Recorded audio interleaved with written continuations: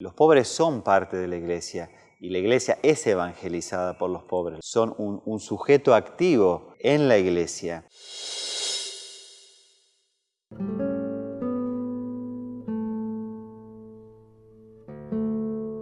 Yo creo que lo más interesante que aparece cuando leemos este documento del Papa León es que vemos una continuidad muy grande con Francisco. Para mí esta continuidad tiene que ver primeramente con mostrar el rostro más humano de la Iglesia, una Iglesia que no es una Iglesia que clasifica, que dice este sí, este no, sino que es una Iglesia que abraza primero. Es una Iglesia que abraza y que entonces en ese abrazo, en ese encuentro, se transforma a sí misma. En el número 3 justamente se ve esta continuidad expresamente, donde dice: Por esta razón, en continuidad con la encíclica Dilexit Nos, el Papa Francisco estaba preparando en los últimos meses de su vida una exhortación apostólica sobre el cuidado de la Iglesia por los pobres y con los pobres, titulada Dilexite, imaginando que Cristo se dirigiera a cada uno de ellos diciendo: no tienes poder ni fuerza, pero yo te he amado. Habiendo recibido como herencia este proyecto, me alegra hacerlo mío, añadiendo algunas reflexiones y proponerlo al comienzo de mi pontificado, compartiendo el deseo de mi amado predecesor de que todos los cristianos puedan percibir la fuerte conexión que existe entre el amor de Cristo y su llamada a acercarnos a los pobres.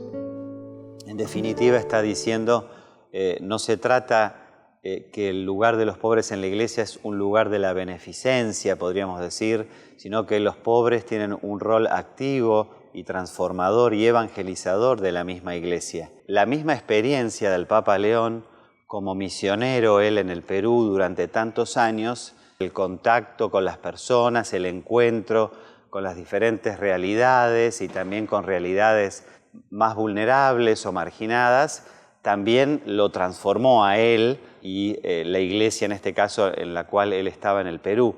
Entonces me parece que no es solo un plano de las ideas, podríamos decir teórico, simplemente que se le ocurre y elabora y escribe, sino que creo que también nace de un plano, sí, por supuesto, teológico, pero también de un plano vivencial. Y es precisamente en esta perspectiva que el afecto por el Señor se une al afecto por los pobres. Aquel Jesús que dice: a los pobres los tendrán siempre con ustedes, expresa el mismo concepto que cuando promete a los discípulos: yo estaré siempre con ustedes. O sea, no es a los pobres los tendrán siempre con ustedes como si fuera algo negativo, sino al contrario, los van a acompañar como Jesús los está acompañando, que le dice que estará siempre con ustedes como algo positivo y enriquecedor y que es parte de la Iglesia. Y al mismo tiempo nos vienen a la mente aquellas palabras del Señor: cada vez que lo hicieron con el más pequeño de mis hermanos, lo hicieron conmigo. No estamos en el horizonte de la beneficencia, sino de la revelación.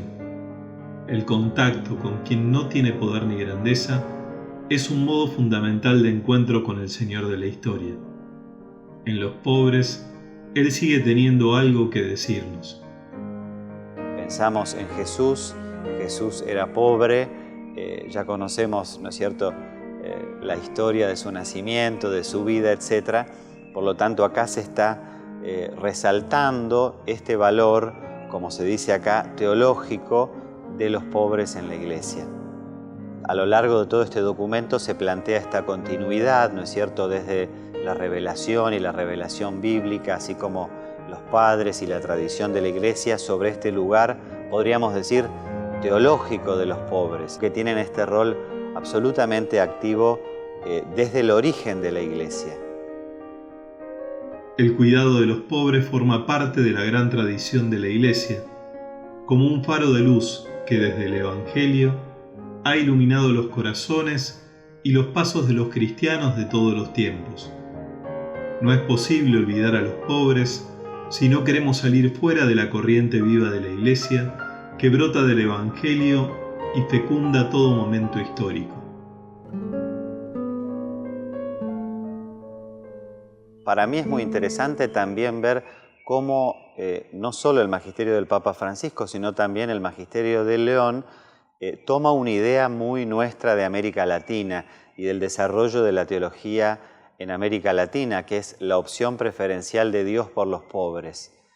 Bueno, por supuesto, los problemas sociales y los problemas políticos en el tiempo, el contexto social y el contexto político donde surge este pensamiento en América Latina tiene que ver con una realidad muy concreta que es una pobreza y una marginalización estructural y eso hace justamente poner en movimiento el pensamiento teológico. Esta línea surgida en América Latina es retomada por el Magisterio Universal, ¿no? Como un aporte muy importante de la teología latinoamericana. ¿Y esto por qué es muy importante? Porque el Papa Francisco lo habló muchas veces y el Papa León lo retoma en este documento. La pobreza tiene que ver no solamente con que el sistema actual del mundo tiene una consecuencia, podríamos decir, no deseada, que hay pobres en el mundo, sino que tanto Francisco como León están haciendo una crítica al sistema en sí mismo. Esta es una deficiencia estructural del sistema que hace que existan los pobres, ¿no? Nosotros no queremos que los pobres sigan pobres, nosotros queremos que los pobres puedan mejorar, pero de los pobres, digamos, la Iglesia también se enriquece. En esta perspectiva aparece claramente la necesidad de que todos nos dejemos evangelizar por los pobres y que todos reconozcamos la misteriosa sabiduría que Dios quiere comunicarnos a través de ellos. Crecidos en la extrema precariedad, aprendiendo a sobrevivir en medio de las condiciones más difíciles, confiando en Dios con la certeza de que nadie más los tome en serio, ayudándose mutuamente en los momentos más oscuros, los pobres han aprendido muchas cosas que conservan en el misterio de su corazón. Y la pobreza no es solamente la pobreza económica de la que está hablando el Papa, y él lo dice expresamente, sino que la pobreza significa todos aquellos que quedan excluidos de distintas formas. El pobre puede ser un pobre que no tiene dinero, o que no tiene casa, o que es excluido de la educación. Un pobre puede ser también un migrante. Un pobre puede ser una persona excluida por su condición sexual, por ejemplo, por su condición social, por su origen. Es decir, no es solo el pobre en el sentido reducido de quien no tiene acceso a bienes económicos, podríamos decir, sino quien está excluido del acceso a otros bienes, bienes incluso espirituales, bienes morales. Todo eso tiene que ver con la pobreza de la cual estaba hablando tanto el Papa Francisco como el Papa León. Justamente la experiencia latinoamericana en aquellos años difíciles respecto de la pobreza y de la marginalización estructural le hace desarrollar su pensamiento. Y este es el pensamiento que de alguna forma llega al centro de la Iglesia también con un primer Papa latinoamericano, el Papa Francisco, y un segundo Papa que, si bien nació en Estados Unidos, tiene mucho de latinoamericano y lleva entonces esta teología al centro de la Iglesia. Es interesante este concepto de opción preferencial de Dios por los pobres, dice el Papa León, que tiene que ver justamente con ese deseo o esa voluntad de que estén todos incluidos, como decíamos.